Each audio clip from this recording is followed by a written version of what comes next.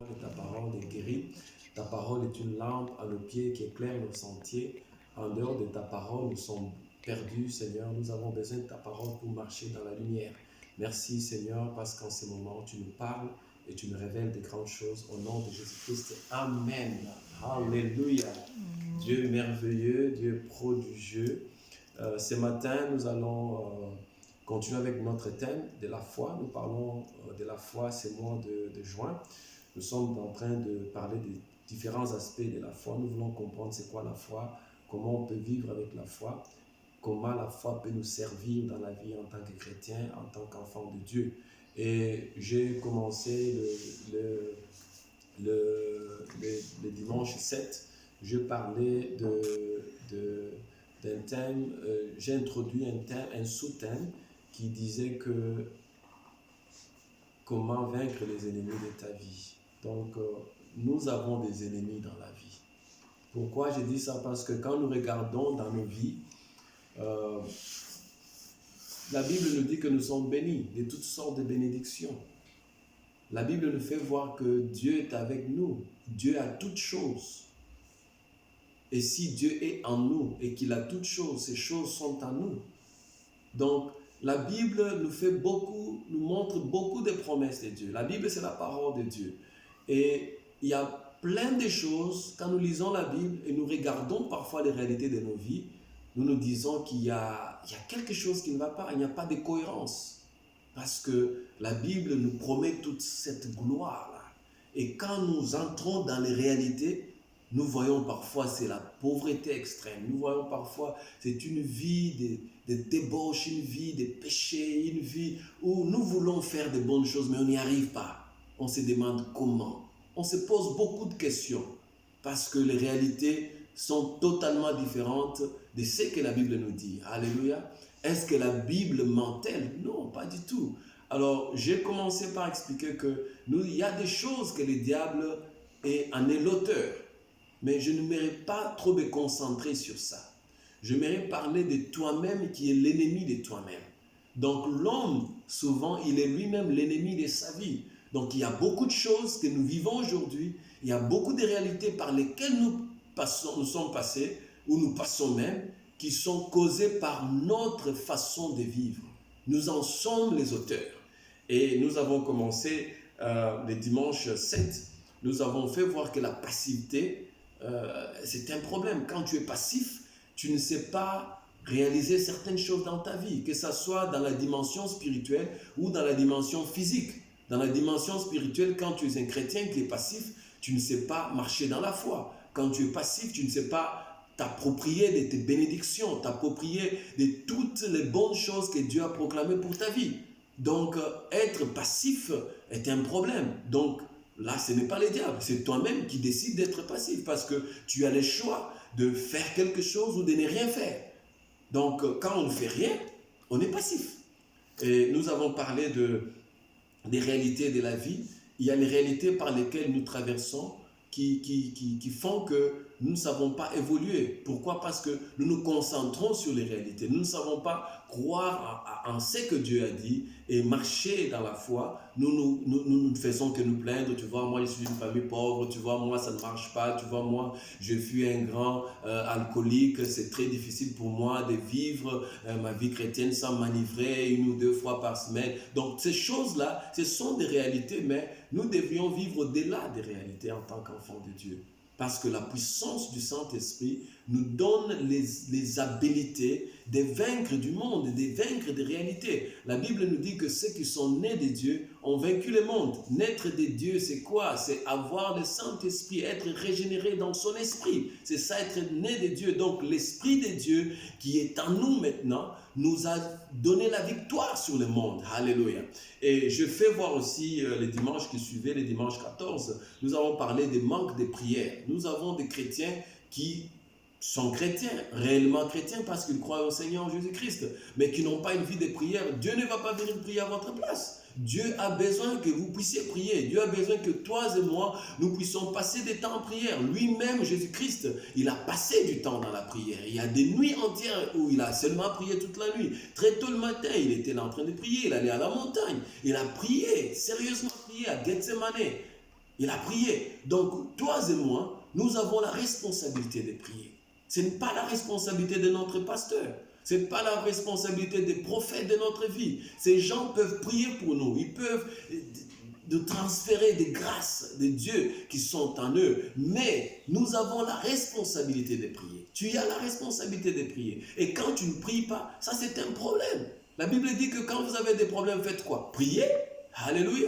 Et si nous ne prions pas, nous demeurons dans les problèmes. Là, nous continuons à nous plaindre, mais moi, ça ne va pas. Il faut prier avec foi. Parce que c'est la prière de foi, comme on a fait par la foi, qui guérit les malades. Donc, quand tu pries avec foi pour ta maladie, la maladie va partir. C'est ça notre partage. C'est ça ta responsabilité. Et quand nous ne prions pas, nous devenons ennemis de notre propre vie. Parce que Dieu ne peut pas venir maintenant sur terre, commencer à prier pour toi chaque jour. Donc tu deviens l'ennemi de ta vie. Ce n'est pas ton oncle, ce n'est pas ton père, ce n'est pas la société, ce n'est pas l'économie de ton pays, ce n'est pas les démons de ta famille qui font que tu souffres, mais c'est parce que tu ne pries pas. Parce que quand tu pries, les sorciers, les diables lui-même vont fuir loin de toi. C'est pourquoi Dieu dit, résistez les diables, il fuira loin de vous.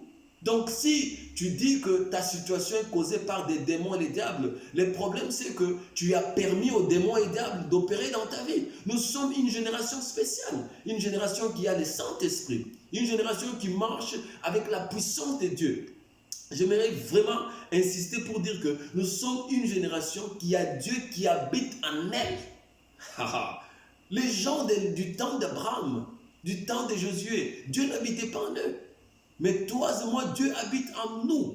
Nous sommes une génération privilégiée parce que nous avons toutes choses que les autres n'ont pas eues. Les autres qui ont fait des grandes choses. Nous avons ces choses-là. Nous pouvons faire des grandes choses. Donc Dieu habite en toi. Tu as la puissance. Tu as la gloire de Dieu en toi.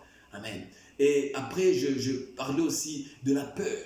Parfois, la peur t'empêche de réaliser certaines choses. Il y a certaines affaires que tu n'as pas pu faire, que tu ne sais pas faire aujourd'hui parce que tu as peur d'investir l'argent que tu as. Tu dois prier. Si tu sens que Dieu t'est convaincu d'y aller, vas-y.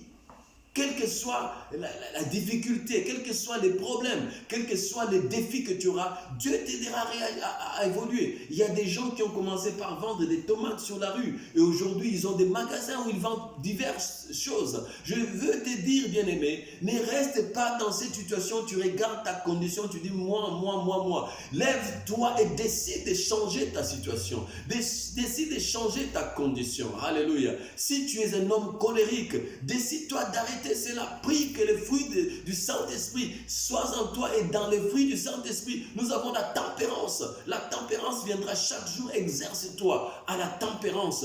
Tu verras que tu auras la tempérance, la colère sera loin de toi. Bien-aimé, tu peux changer toutes choses dans ta vie.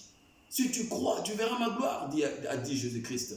Et il a dit que nous qui croyons en lui, nous ferons de plus grandes œuvres que celles qu'il a faites. Alléluia. Qu'est-ce que nous ne pouvons pas faire en tant qu'enfants de Dieu? Alléluia. Et aujourd'hui, j'aimerais parler de quelque chose de très important, un autre ennemi.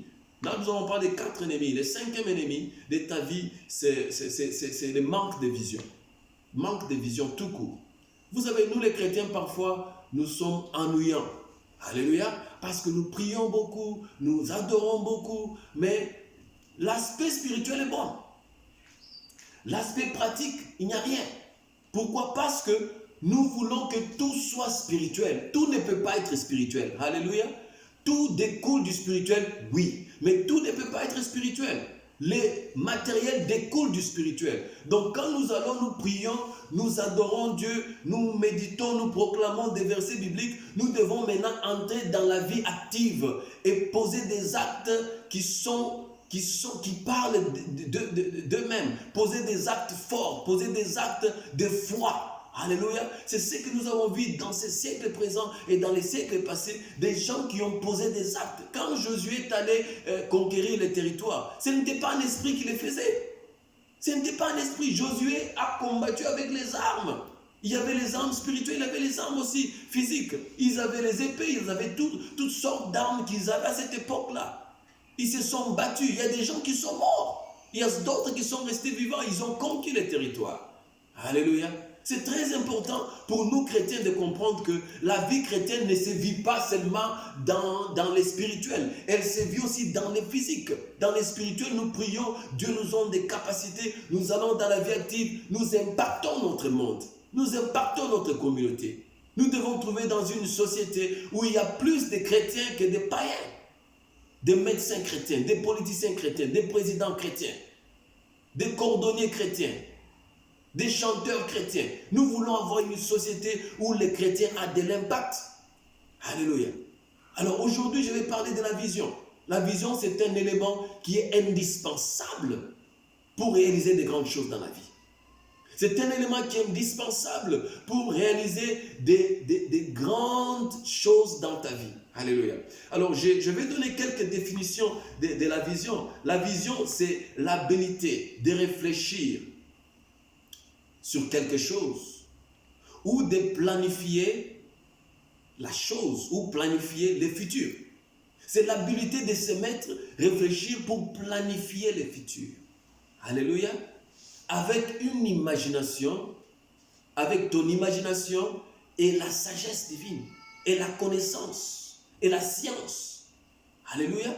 Donc, quelqu'un qui est visionnaire, c'est quelqu'un qui a un plan.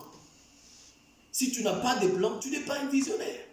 Tu dois avoir un plan. Et le plan, c'est quelque chose, tu t'es assis, tu as pris les cahiers ou un papier, tu as écrit, tu as planifié. Tu raisonnes, oui, ça commence dans la tête, bien sûr, mais tu dois mettre ça sur papier.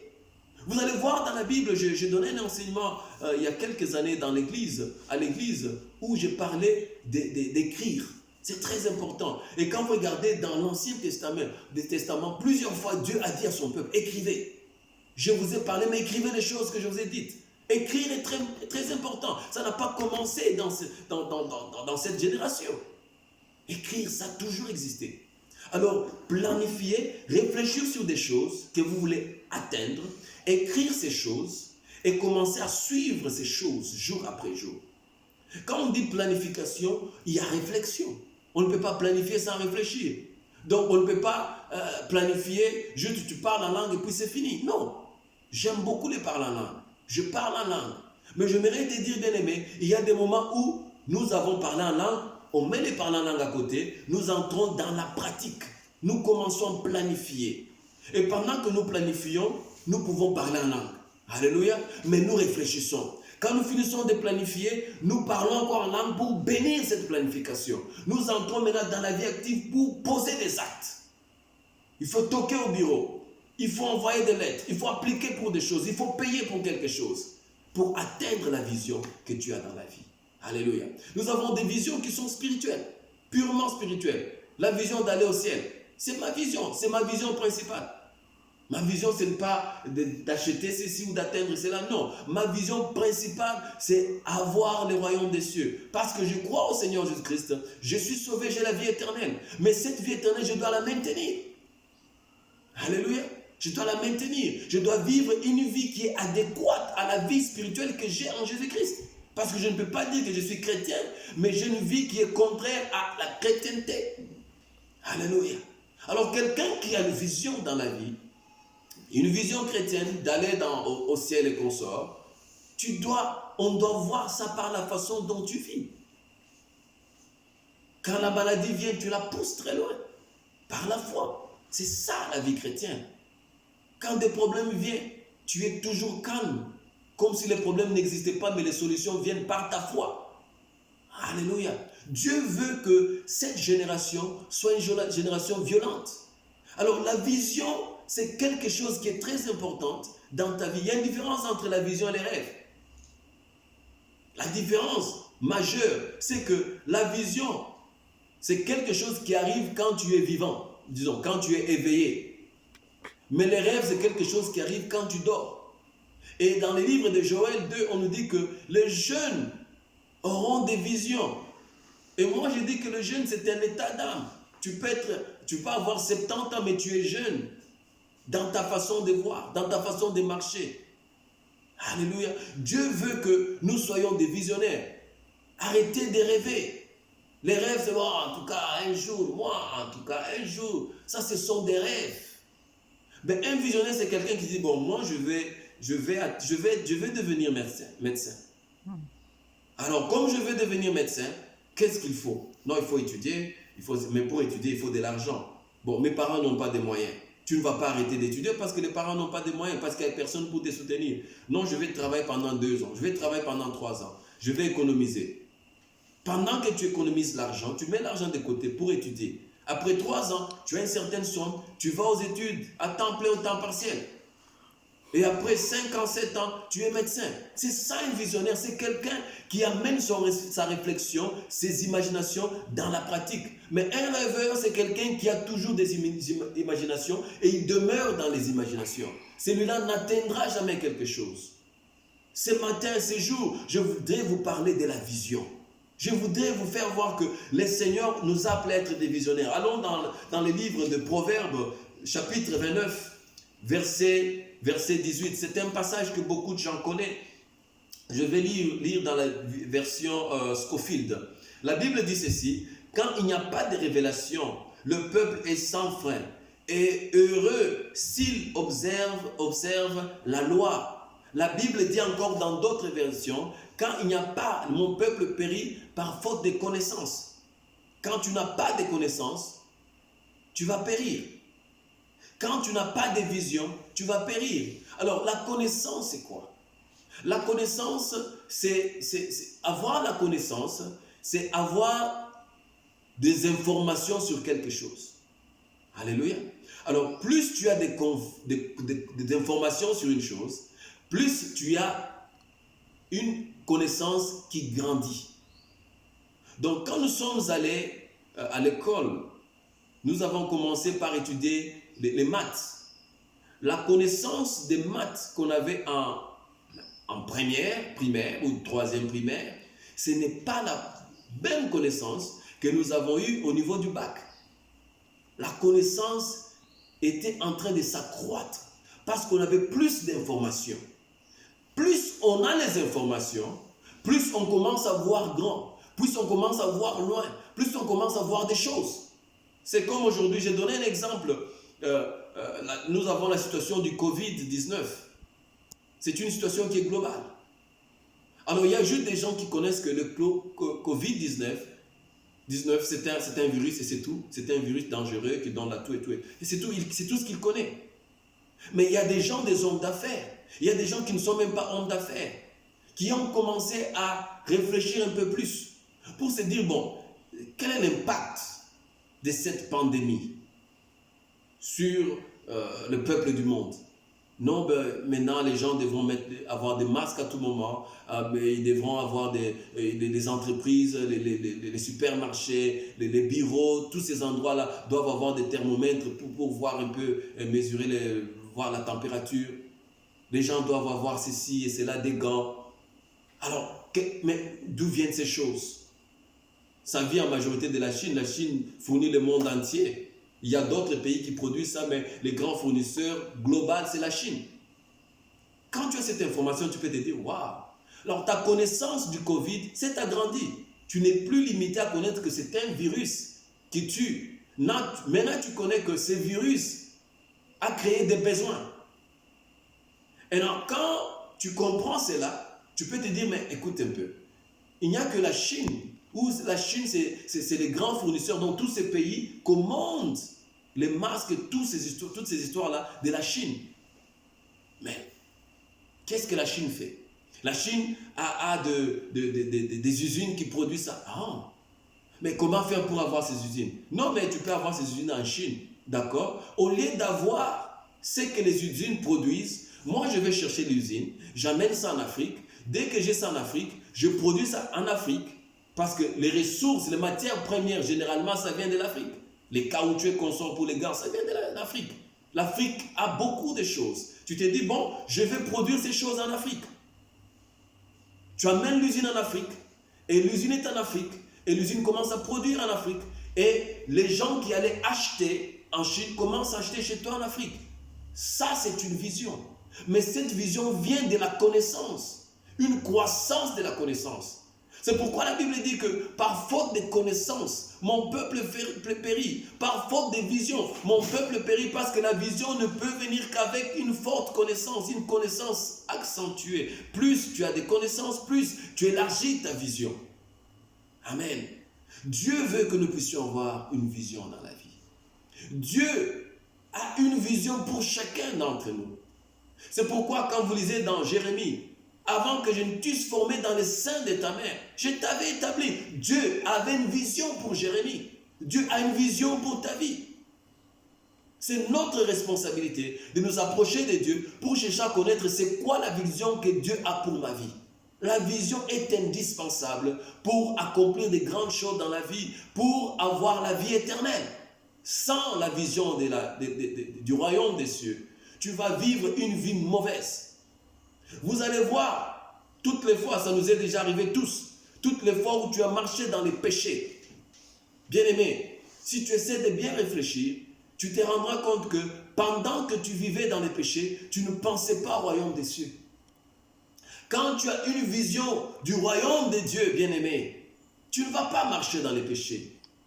Parce que tu comprendras que ce royaume me demande d'être dans la sanctification. Il m'est arrivé dans ma vie, bien-aimé, de vivre dans les péchés. De vivre dans une vie qui n'était pas agréable à Dieu. Même après avoir été chrétien, j'ai marché dans les péchés. Bien-aimé, un jour j'ai compris que cette vie de péché ne m'amènera pas au ciel. Parce que les débauchés et toutes ces personnes n'hériteront pas du royaume des cieux. Nous devons revenir dans la vision de Dieu.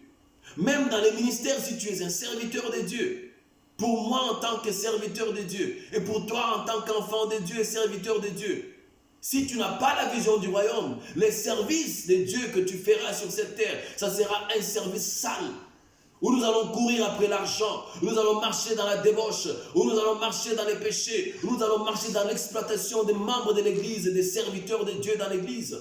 Bien-aimés, ayons la vision du royaume. La vision du royaume est fondée sur l'amour de Dieu. Quand nous avons cette vision du royaume, nous allons aimer notre prochain. Nous allons pardonner les fautes des autres. Nous allons demander pardon. Nous allons regretter nos offenses. Nous allons changer de vie. C'est ça la vision que Dieu veut que nous puissions avoir. Alléluia. Alors nous allons voir dans la Bible, il y a des gens comme Paul, l'apôtre Paul. C'est quelqu'un qui était dans une vision. Mais sa vision n'a jamais changé avant et après sa conversion. Je vais vous démontrer cela. Paul, dans sa vie, il avait une vision de ramener le peuple qui s'était converti en Jésus-Christ vers le judaïsme. Paul, c'était un juif. Il avait la nationalité romaine en même temps. Alors sa mission, c'était tuer tous ces gens-là qui croyaient en Jésus-Christ. C'était aussi une menace pour l'empire qui était à l'époque. Il fallait tuer les chrétiens. Il fallait les enlever de leur croyance, les emmener dans une nouvelle croyance ou l'ancienne croyance qu'ils avaient.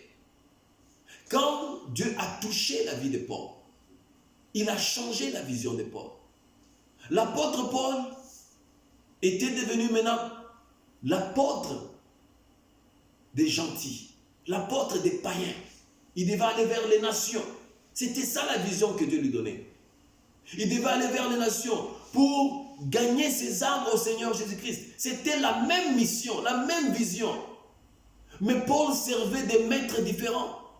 Paul ne servait pas Jésus. Il marchait contre Jésus, il marchait contre Dieu. Mais dans une vision qui était déjà gravée en lui, c'était d'aller conquérir des nations. C'était ça la vision que Dieu lui avait donnée. Mais Paul était du mauvais côté.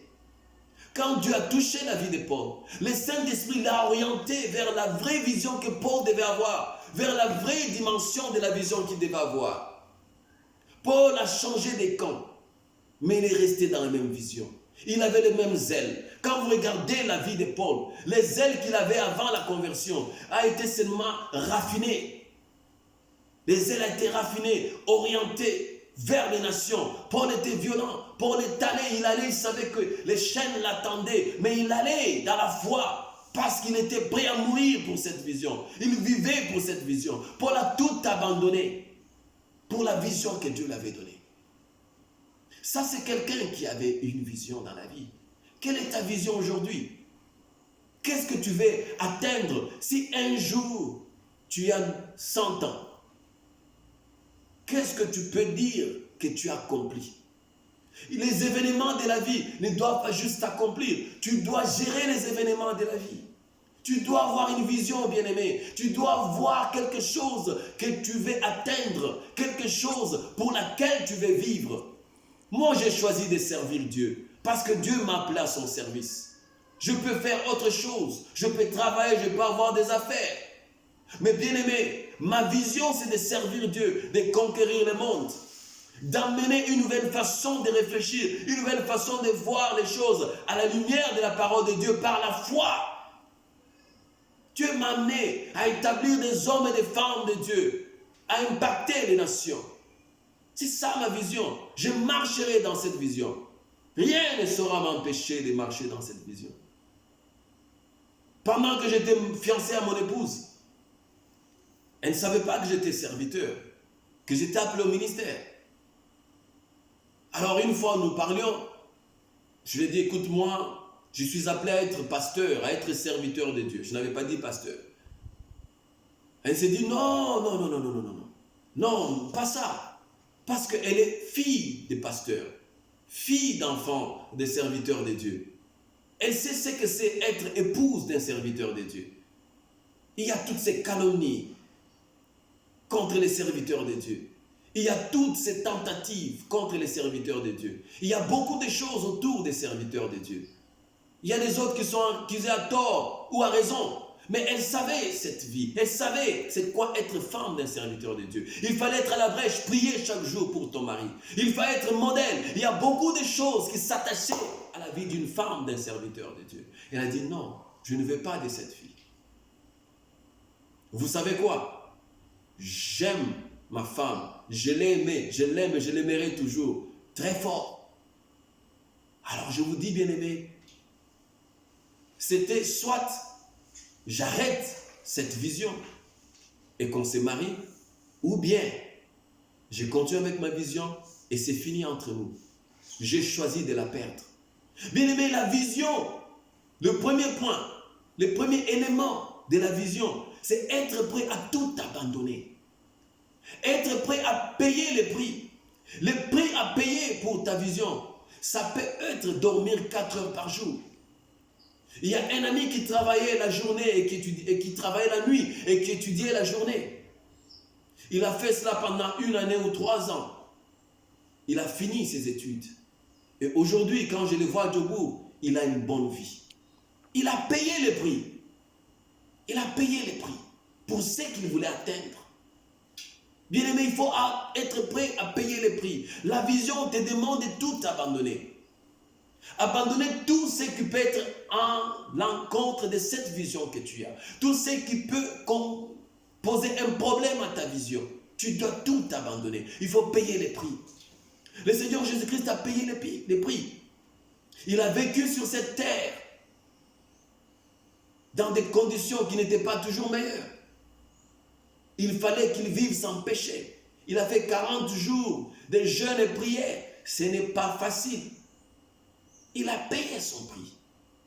Il a pris le risque de devenir serviteur du diable.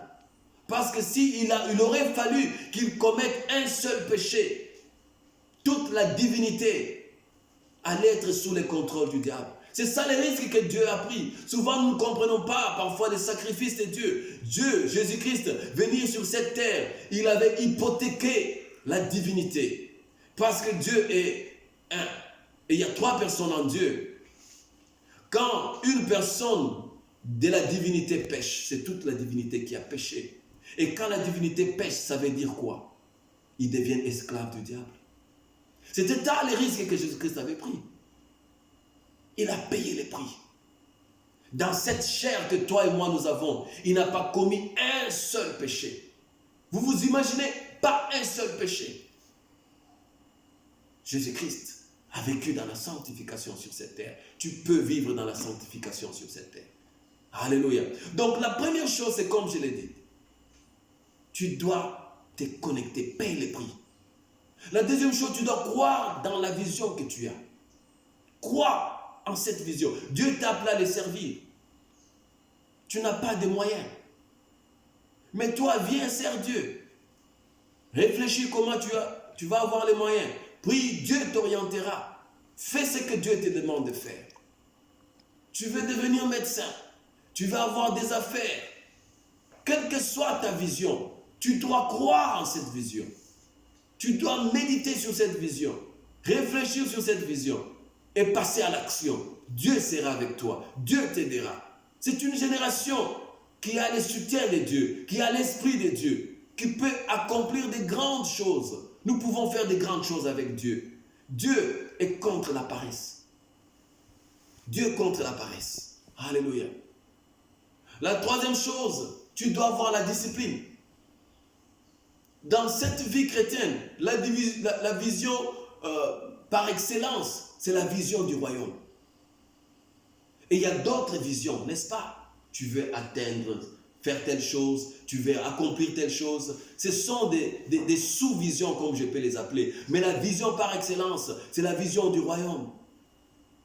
Mais dans toutes les visions, les sous-visions, si tu n'as pas de discipline, tu n'atteindras jamais ta vision. Nous devons nous discipliner pour les choses que nous voulons accomplir. Bien-aimé, tu es enfant de Dieu, tu es chrétien, tu veux accomplir de grandes choses. Dieu est avec toi, mais tu ne vas pas accomplir tes choses. Tu ne sauras jamais accomplir ces choses si tu n'as pas de discipline. Tu dois te discipliner. La discipline, c'est savoir faire les choses que tu ne sais pas faire et que tu ne veux pas faire. Faire les choses que tu ne veux pas faire, mais parce que ces choses sont essentielles pour la vision. C'est ça la discipline. Accomplir les choses que tu dois faire, bien que tu ne les aimes pas, bien que tu n'en as pas des habiletés. Bats-toi, prends l'instruction pour accomplir ces choses. Dieu veut que tu puisses avoir la discipline dans la vie. Une vie sans discipline, c'est une vie sans réalisation. C'est une vie sans succès. Nous avons besoin de la discipline dans notre vie. Sors de ta zone de confort, bien-aimé. Ne reste pas dans cette zone de confort où tout est facile, où tout est bien tracé pour toi. Entre dans une zone où tu dois te battre, où tu dois imaginer des choses, où tu dois faire des choses pour réaliser ta vision. Bien-aimé, c'est possible. C'est possible. Tous ces grands hommes dont nous parle ce monde, ces gens-là, ils ont cru dans leur vision. Ils ont appliqué la discipline. Ils ont quitté leur zone de confort pour vivre leur vision. La vision demande la persévérance. Tu dois persévérer.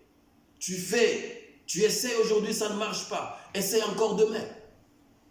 Si ça ne marche pas, essaie encore après-demain et après-demain, après-demain, jusqu'à ce que ça marche.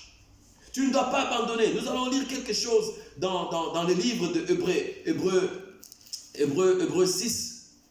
Hébreux 6, du verset 13 au verset 15. La Bible dit ceci, de 13 à 15.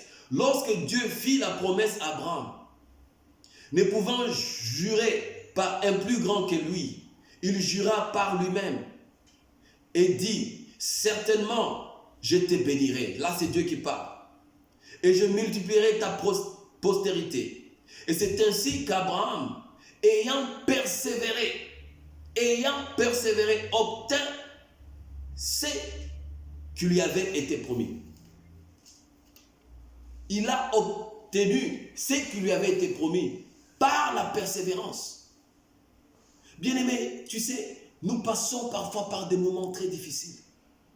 Nous avons parfois des visions très grandes. Ça fait 10 ans, ça fait 15 ans que tu cherches à faire quelque chose. Tu n'y arrives pas. Continue à persévérer. Dieu est avec toi. Dieu te soutiendra. Tu rêves, tu as une vision de réaliser quelque chose. Mais tu ne sais pas voir la chose. Tu n'as pas de moyens. Bien-aimé, persévère. La persévérance t'amènera quelque chose. Et le dernier point, c'est la grandeur de la vision. La vision doit être plus grande que tes moyens. La vision doit être plus grande que tes habiletés.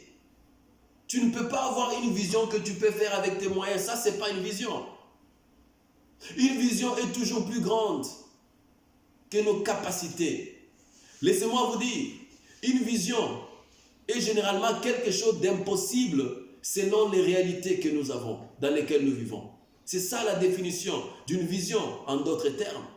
C'est quelque chose que tu veux atteindre. C'est quelque chose que tu planifies de faire. Mais une chose qui est impossible selon tes moyens. C'est ça la vision. Et je suis venu te dire ce matin, cet après-midi, que la vision que tu as, la vision que tu veux avoir, elle doit être grande. Elle doit être impossible. Parce que le monde de l'impossibilité, c'est le monde de Dieu. Le monde de l'impossibilité, je répète, c'est le monde de Dieu. Avec Dieu, les impossibilités deviennent des possibilités. Les choses grandes deviennent petites parce que Dieu a la force, il a les moyens pour t'aider à accomplir les choses que tu ne sais pas accomplir par tes propres moyens. Nos moyens sont limités, mais quand nous entrons dans la dimension divine, nous avons des moyens illimités. Bien-aimé, je suis venu te dire que la maison que tu cherches à acheter, on t'a dit qu'elle coûte 100 000 $. Tu peux avoir 100 000 $ avec Dieu. Quand tu mets tes moyens, tu ne sauras pas atteindre. Mais quand tu entres dans la dimension divine, les moyens de Dieu deviennent tes moyens. Tu vas atteindre cela par une vision claire, par des démarches claires, par des actions claires. Dieu t'aidera à accomplir des choses impossibles. Bien-aimé, ta maladie, le médecin t'a dit c'est impossible. Tu es en train de mourir. Tu es mourant. Bien-aimé, je suis venu te dire que si tu as la vision d'avoir une bonne santé, parce que c'est ça la vision que Dieu t'a donnée. Il a dit dans Ésaïe 53 que nous sommes guéris par le meurtrissure de Jésus-Christ. Tu es guéri par le meurtrissure de Jésus-Christ. La volonté de Dieu, les plans de Dieu, les pensées de Dieu, c'est que tu puisses avoir une vie abondante, pas une vie maladive. Bien-aimé, si tu as cette vision de Dieu, d'être en bonne santé, bien-aimé, ta santé va être transformée, ton corps va changer. Quand Abraham, alléluia, et Sarah ont compris ces choses,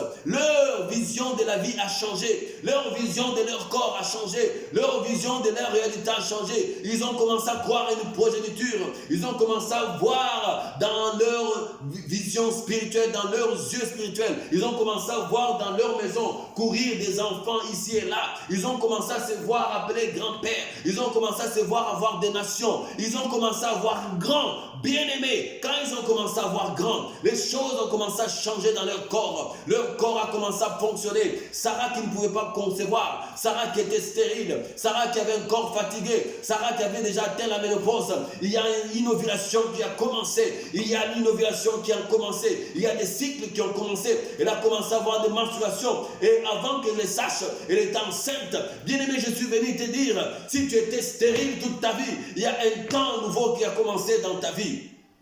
Il y a un temps nouveau qui a commencé maintenant. Ta stérilité, elle est tombée. Ta stérilité, elle est tombée. Parce que Dieu renouvelle ton corps. Dieu renouvelle ta vie. Dieu renouvelle ta situation.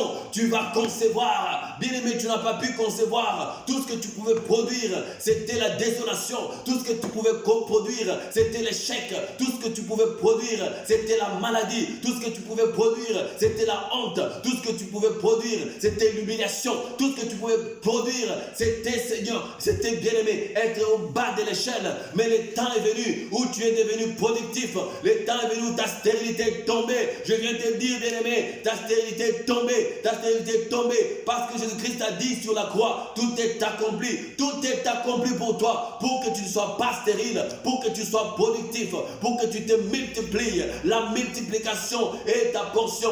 Dieu a dit à Adam et Ève, soyez féconds et multipliez. Sois fécond, bien-aimé, sois fécond, parce que Jésus-Christ est le second Adam nous a restaurés dans la gloire divine, dans la gloire qui était à l'origine, dans la gloire qui était au jardin d'Éden. Dieu, Jésus-Christ, a restauré ta gloire. Bien-aimé, il est temps que tu comprennes que tu es appelé à réussir. Tu es appelé à la victoire. Tu es appelé à la prospérité. L'échec, c'est pas ta portion. L'échec, c'est pas ton partage. L'échec, c'est à quoi tu es appelé. Tu es appelé à la gloire. Parce que tu es l'enfant de Dieu. Tu es un Dieu. Tu es le fils de Dieu. La gloire de Dieu est en toi. Dieu habite en toi. Dieu t'appelle à la gloire. Lève-toi, bien-aimé. C'est le temps de la gloire. C'est le temps de la victoire. Il a annoncé que le temps est venu Le temps est venu où le royaume des cieux sera percé. Où le royaume de Dieu sera percé. Et ce sont les violents qui vont s'en emparer. Sois violent ce matin. Sois violent, bien-aimé. Lève-toi. Sois violent. N'accepte plus n'importe quelle situation. Ne sois pas comme Méphibosheth. Méphibosheth était dans l'eau débat. Il croupissait dans la misère. Il mangeait la nourriture des porcs. Il vivrait dans la bassesse, dans la médiocrité inouïe. Méphibosheth ignorait l'alliance qu'il y avait sur lui. Ignorait l'alliance qu'il y avait sur sa vie. Méphibosheth ne savait pas qu'il était appelé à la royauté toute sa vie. Qu'il était appelé à la gloire toute sa vie, je voulais dire. Parce que David avait fait une alliance avec son père Jonathan. Cette alliance, Méphibosheth ne la connaissait pas. Beaucoup d'entre nous ce matin, cet après-midi, en ce jour, beaucoup d'entre nous vivent dans le débat parce qu'ils ne connaissent pas l'alliance qui les régit, l'alliance qui régisse leur vie. Bien-aimé, je suis venu te dire que tu es un fils de l'alliance. Tu es une fille de l'alliance. Tu es un enfant de l'alliance. Il y a une alliance sur ta vie. Une alliance puissante par les sangs de Christ. C'est une alliance éternelle. C'est une alliance qu'aucun homme ne peut annuler. C'est une alliance éternelle. Et cette alliance régit ta vie. Méphibosheth n'avait pas compris qu'il y avait une alliance sur sa vie. Méphibosheth vivait dans l'eau des bars. Il vivait dans la médiocrité. Bien aimé, il y a beaucoup d'enfants de Dieu aujourd'hui qui vivent dans la médiocrité. Arrête de vivre dans la médiocrité. Arrête de vivre dans l'eau des bars. Arrête de vivre dans la disette. Lève-toi en ces jours. Crois que tu es appelé à vivre dans la royauté, à vivre dans les palais du roi, parce que notre Père est roi. Nous devons vivre dans les palais, là où tout s'écrit gloire, là où tout est pourvu, là où nous avons toutes choses. C'est ça ton partage, bien-aimé. Lève-toi. Lève-toi et vois grand. Lève-toi et aie une vision grandiose de ta vie. Bien-aimé, parfois les gens n'ont pas de vision parce qu'ils ne veulent pas voir grand. Ils ont peur de voir grand. Ils ont peur de penser à réaliser de grandes choses. Parce qu'ils voient les réalités de leur vie. Ils nous voient juste là. Évitons la vision des poules. Et non ayons la vision des aigles. La poule ne mange que là où il y a son bec. Arrête de manger là où il y a ton bec. Vois comme l'aigle. L'aigle voit loin. Il mange loin de son bec. L'aigle peut être dans les altitudes. L'aigle va quitter les altitudes. Lui, il mange sur la terre solide. Il mange sur les sables. Il mange dans les mers. Il mange dans les eaux. L'aigle n'a pas de limite. L'aigle voit loin. Quand il voit loin, il va manger loin. Bien aimé, c'est ça la vision que tu dois être, que tu dois avoir. C'est ça ton partage. Lève-toi maintenant. Regarde bien dans ta vie. Qu'est-ce que tu veux accomplir? Parce que Dieu dit que je suis avec toi. Il a dit dans Jean 10:10. Le voleur, l'ennemi, le diable, il vient que pour voler, égorger, détruire. Moi, Jésus, je suis venu pour que vous ayez la vie. Mais pas n'importe quelle vie. Une vie abondante. C'est ça la vie que Dieu te donne. Pourquoi tu vois si petit? Parce que tu viens d'une famille pauvre. Pourquoi tu vois si petite ta vie spirituelle? Parce que tu es tombé plusieurs fois et tout le monde te connaisse et t'appelle l'impudique. Pourquoi tu vois si petit? Il est temps que tu t'élèves, que tu quittes l'impudicité. Il est temps que tu t'élèves, que tu quittes les mensonges. Bien-aimé, ne regarde plus les réalités de ta vie. C'est ton grand ennemi. Ne regarde pas les réalités, mais vois grand. Vois loin, vois là où Dieu voit. Vois comme Dieu voit ta vie. Si tu vois comme Dieu voit ta vie, bien-aimé, tu accompliras ce que Dieu veut que tu accomplisses dans ta vie. Change de vision. Change de perspective. Ne regarde plus ce que tu peux faire, mais regarde ce que tu ne peux pas faire avec tes moyens. C'est ça la vision. La vision est grande, plus grande que nous-mêmes, plus grande que nos moyens. plus grande que nos capacités, plus grande que nos habilités. Fais des choses pour lesquelles tu n'as pas d'habilité. Vous savez, quand Dieu a parlé à son serviteur pour construire les tabernacles, vous savez ce qui s'est passé. Il y avait des choses, des œuvres d'art qu'on devait faire dans les tabernacles. Il n'y avait pas des gens qui avaient des habilités pour faire ces œuvres d'art. La Bible nous fait voir, la Bible dit qu'il y a des gens qui ont reçu l'Esprit pour faire ces œuvres d'art. Bien-aimé, même si tu n'es pas capable, tu sais qu'on t'a toujours appelé bourrique. Et dans les réalités, tu es un bourrique. Bien-aimé, lève-toi aujourd'hui, tu ne seras plus jamais bourrique. Va faire les genoux-rats, va faire les droits, va faire n'importe quoi. Commence une affaire, fais quelque chose parce que ton Dieu est vivant. Ton Dieu fera de toi un champion. Tu as été un perdant. Tu as été quelqu'un qui ne peut rien faire dans la vie. Un poltron comme on les appelle. Mais bien aimé, Dieu ce n'est pas un Dieu des poltrons. Dieu ce n'est pas un Dieu des bourriques. Dieu ce n'est pas un Dieu des perdants. Dieu c'est un Dieu qui prend les perdants, qui prend les bourriques, qui prend les poltrons, qui prend les invalides, qui prend les gens sans intelligence, sans manière, sans connaissance, des impudiques, qui prend toutes sortes de gens rejetés par la société. Il prend ces gens et les transforme, il fait d'eux des champions.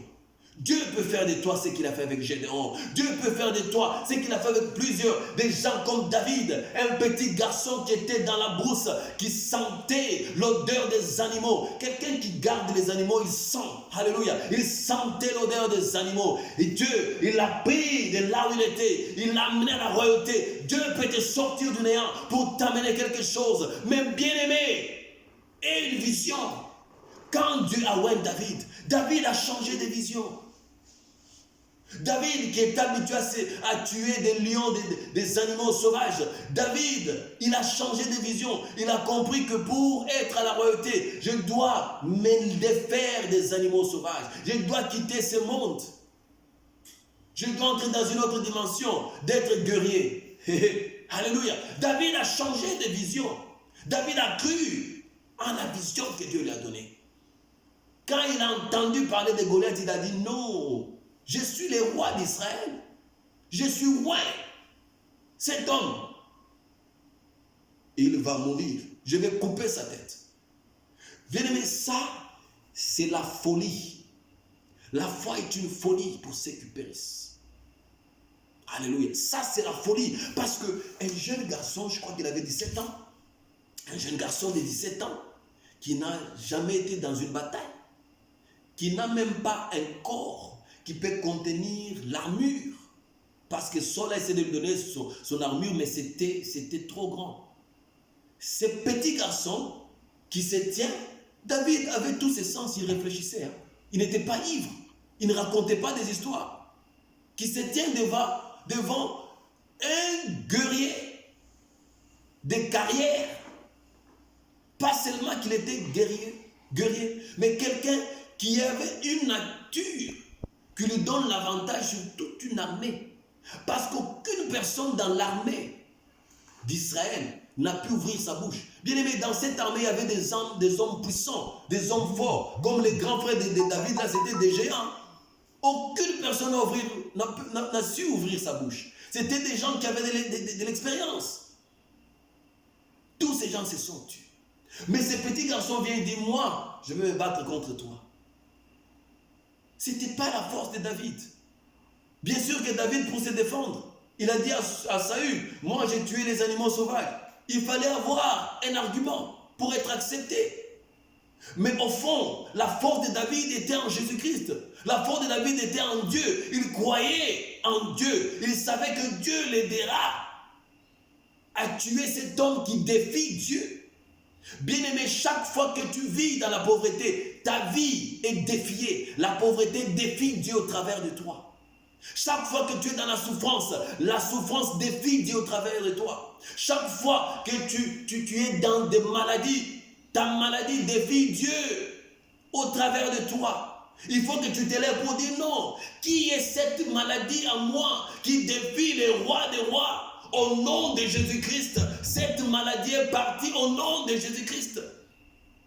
Qui est cette pauvreté qui fait croupir ma vie à genoux. Au nom de Jésus-Christ, je vais vaincre cette pauvreté. Bien-aimés, il est temps que nous comprenions que Dieu nous a destinés à la gloire. Dieu nous a destinés à une vie meilleure, une vie meilleure. C'est ça qu'on partage. Ce matin, je suis venu susciter quelque chose en toi. Change de vision de la vie. Arrête des visions médiocres. Arrête. Vous savez, il y a certaines visions. Je suis passé par là. Je ne vous parle pas de quelqu'un d'autre, je vous parle de moi-même, je suis passé par là. Il y a un temps où j'avais comme vision, non, si je peux louer un petit appartement studio d'une chambre, tout ça. J'étais encore célibataire à l'époque. Si je peux acheter un vélo, bien aimé, change de vision. Les bonnes choses sont réservées aux enfants de Dieu. Je ne vous demande pas d'être avare, je vous demande d'être une vie meilleure, une vie abondante. C'est ça la promesse de Jésus-Christ. Alléluia. Changez de vision. Voyez grand selon la dimension de Dieu dans votre vie. Voyez grand selon les promesses de Dieu dans votre vie. Si Dieu vous a promis Y, croyez que vous pouvez avoir Y. Planifiez sur Y. Marchez pour avoir Y. Dieu veut que vous soyez grand. Dieu veut que vous puissiez avoir une vie abondante. Mais vous ne savez pas avoir ces choses sans une vision. Ayez la vision du royaume. Trouvez Dieu, vous trouverez toutes ces choses. Trouvez Dieu, vous accomplirez beaucoup de choses. Il a dit recherchez d'abord le royaume des cieux. Vous savez, quand vous trouvez le royaume de Dieu, qu'est-ce qui se passe? C'est la parole de Dieu. Vous marchez dans la parole de Dieu. C'est cette parole de Dieu qui va vous coacher dans les affaires. C'est cette parole de Dieu qui va vous coacher dans vos études. C'est cette parole de Dieu qui va vous coacher pour bâtir un mariage grand et prospère. C'est la parole de Dieu qui va vous amener la restauration. Vous avez tout perdu. C'est la parole de Dieu. C'est pourquoi quand vous trouvez Dieu, quand vous trouvez son royaume, bien-aimé, vous avez tout ce qui reste là comme bonus. C'est ça le secret. C'est ça la révélation. Trouve Jésus. Quand tu trouves Jésus, il te donnera la foi dans les affaires. Quand tu trouves Jésus, il te donnera la foi dans ta vie politique. Tu veux devenir président, Dieu t'appelle à être président. Dieu te donnera la foi et les moyens. Quand tu trouves Jésus-Christ, c'est Dieu qui va te booster dans la vision qu'il a pour toi. Alléluia. Trouvons Jésus-Christ. C'est lui la vie. C'est lui le bonheur. Trouvons Jésus-Christ. C'est lui qui nous amènera à toutes choses. Trouvons Jésus-Christ. Il va nous donner la paix. Il va pouvoir en toutes choses dans notre vie. C'est ça la vision majeure, comme je l'ai dit tantôt. Trouvons Jésus-Christ. Bien-aimé, tu es l'ennemi de toi-même. Tu es l'ennemi de toi-même. Tu dois t'élever. Quand tu t'élèves, tu marches avec une vision claire de ta vie. Je te promets, bien-aimé, que les choses pour lesquelles tu te plains aujourd'hui, tu ne te plaindras plus de ces choses demain. Parce que tu marcheras dans une autre dimension, dans la dimension de la foi, dans la dimension de Dieu. Dieu, c'est un visionnaire. Il veut que nous soyons visionnaires comme lui. Dès le commencement, Dieu avait la vision du royaume. Dieu avait la vision. Il se reposa de ses œuvres. Dieu avait la vision de Jésus. Quand vous lisez dans Genèse, Dieu avait déjà annoncé Jésus-Christ. Dieu a parlé de toutes les choses qui s'accomplissent aujourd'hui. Il a parlé de ça avant. C'est un visionnaire. Quelqu'un qui n'est pas visionnaire, il ne s'identifie pas à la nature de Dieu. Parce que la nature de Dieu, c'est de voir loin. La nature de Dieu, c'est de planifier. Dieu a planifié la venue de Jésus-Christ. Parce que ces choses, on pense que c'est la science. Non, ça vient de la parole de Dieu. La science copie dans la parole de Dieu. Comprenez ça, bien-aimé. Dieu, c'est un planificateur. Il a planifié déjà à partir des Ruth. Il a parlé du Messie. Les temps anciens, Dieu a parlé du Messie. Alléluia. Dieu a commencé à planifier la venue de Jésus-Christ. Il a dit à David, ta progéniture restera dans le royaume. Dieu a commencé à planifier pour que Jésus-Christ naisse des fils de David, de la progéniture de David. Vous comprenez que Dieu, c'est un planificateur. Dieu, c'est un visionnaire. Une vision, c'est planifier le futur avec la sagesse de Dieu. Maintenant, si toi, tu ne planifies pas, tu n'as pas de vision dans la vie, tu n'es pas compatible avec ton Dieu. Tu ne sais pas réaliser des choses que Dieu a prévues que tu réalises dans ta vie. Soyons responsables, bien-aimés. Soyons des chrétiens qui sont debout, qui sont violents, qui marchent avec des visions. Des chrétiens qui infectent, j'utilise bien ces mots-là, infectent le monde. Quand vous infectez, vous transmettez quelque chose. Soyons ces chrétiens-là. Il est temps que nous nous lèvons. Est-ce que tu peux fermer tes yeux là où tu es? Tu peux les garder ouverts si tu veux. Mais je veux que tu pries avec moi. J'aimerais que tu dises à Dieu, aujourd'hui, je ne me vois plus un malade, un stérile, un impuissant. Je ne me vois plus un diabétique. Je ne me vois plus un hypertendu. Je ne me vois plus un pauvre. Je ne me vois plus un pasteur qui rançonne financièrement les gens. Je ne me vois plus quelqu'un qui raconte des hérésies sur la parole de Dieu.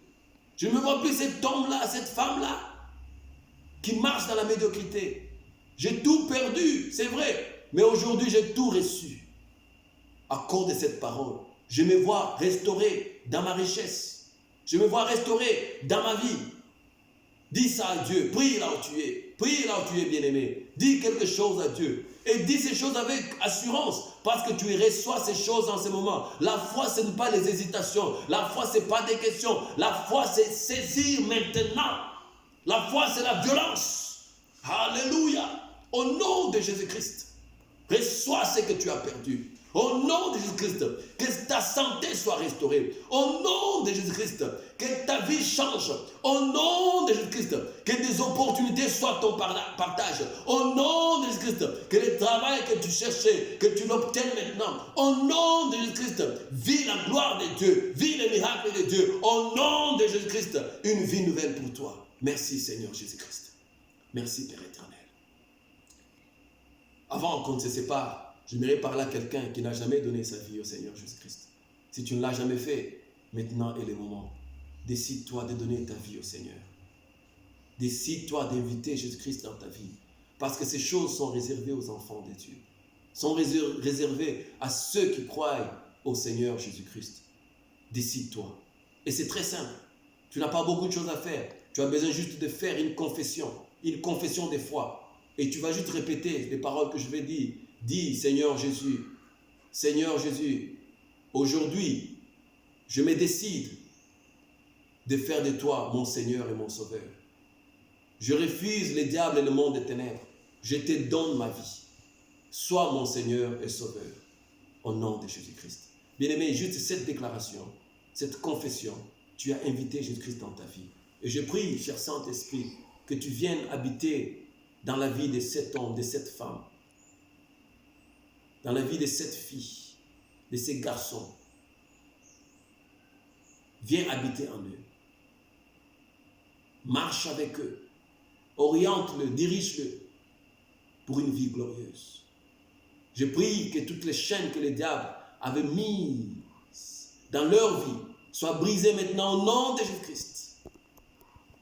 Que toutes les œuvres des ténèbres dans leur vie, les malédictions, les maladies, puissent disparaître maintenant au nom de Jésus-Christ. Je proclame cette parole que tu m'as donnée, Seigneur. Et cette parole ne te reviendra pas sans effet, sans produire des effets. Je proclame cela au nom de Jésus-Christ. Au nom puissant de Jésus-Christ. Ta vie est changée, bien-aimé. Et la gloire de Dieu est avec toi. Fais un effort pour trouver une église, pas loin de là où tu habites. Va voir les pasteurs. Parle-lui de ton expérience. Dis-lui ce qui s'est passé dans ta vie. Il t'orientera. Et pour ceux qui veulent entrer en contact avec nous, nous sommes sur Facebook. Envoyez-nous un message. Il y aura toujours quelqu'un qui vous répondra en déant 8 heures. Que le Seigneur vous bénisse. Merci beaucoup. Que Dieu vous bénisse.